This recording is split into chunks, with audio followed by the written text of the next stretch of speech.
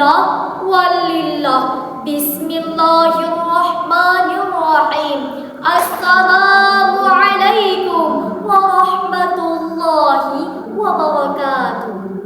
Alhamdulillah, alhamdulillahilladzi ja'alal qalama lil kitabah wal kitabah lil qiraah wal qiraah lil ma'rifah wal ma'rifah lil ibadah wal ibadah lillahi ta'ala.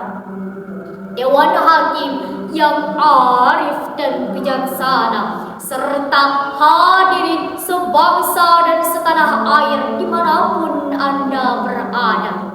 Yang pertama, puji dan syukur marilah kita panjatkan kehadirat the King of the King, the Lord of the world, the best creator of everything in the universe is Allah subhanahu wa ta'ala.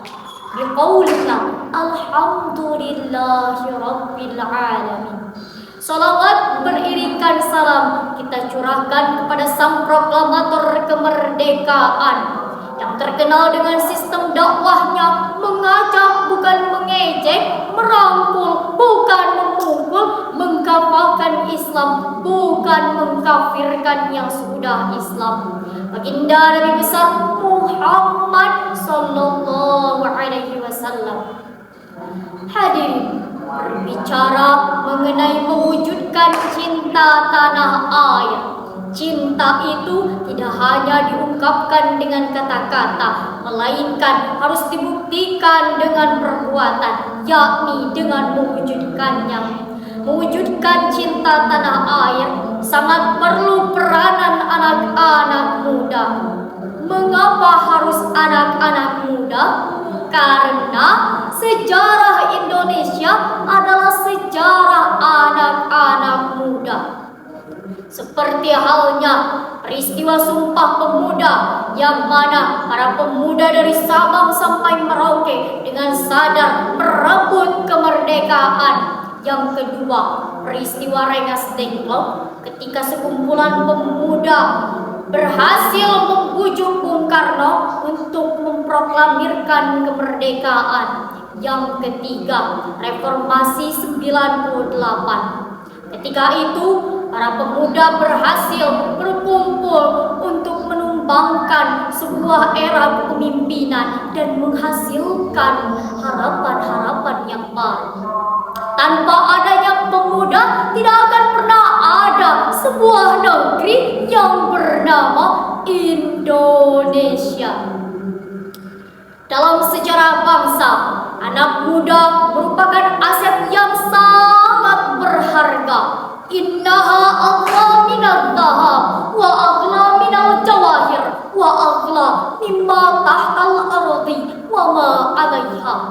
Sejalan dengan perkataan Bapak Insinyur Soekarno, yakni beri aku 10 pemuda, niscaya akan aku goncangkan dunia.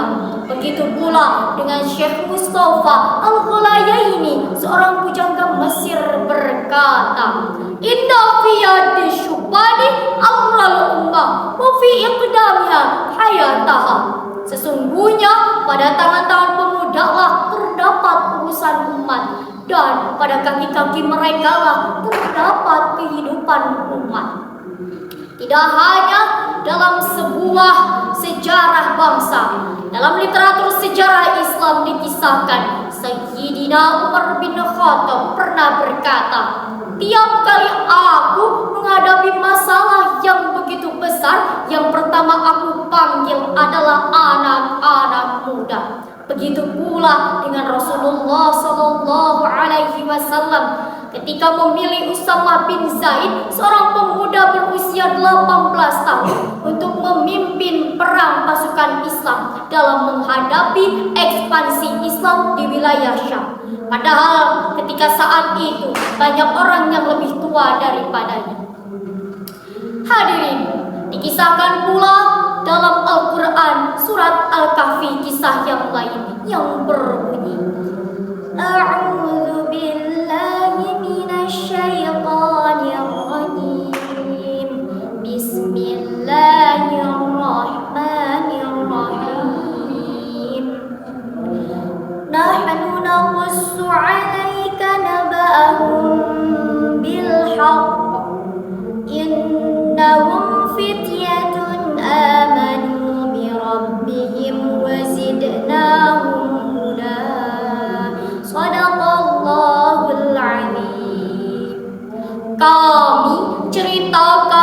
kepadamu kisah yang sebenarnya. Sesungguhnya mereka adalah anak-anak muda yang beriman kepada Tuhan mereka, dan kami tambahkan petunjuk kepada mereka. Hadirin, ayat tersebut merupakan khabariyah ilahiyah, yang mana berita tersebut datang dari Allah Subhanahu wa Ta'ala.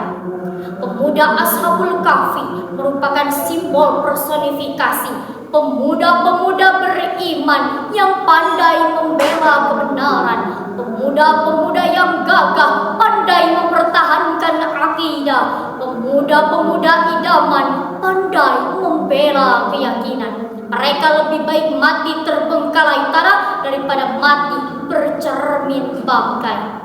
Sahabat Gesidar, jadilah pemuda harapan bangsa, kembalikan kekayaan yang telah Allah anugerahkan kepada kita, dan jadilah martir revolusi.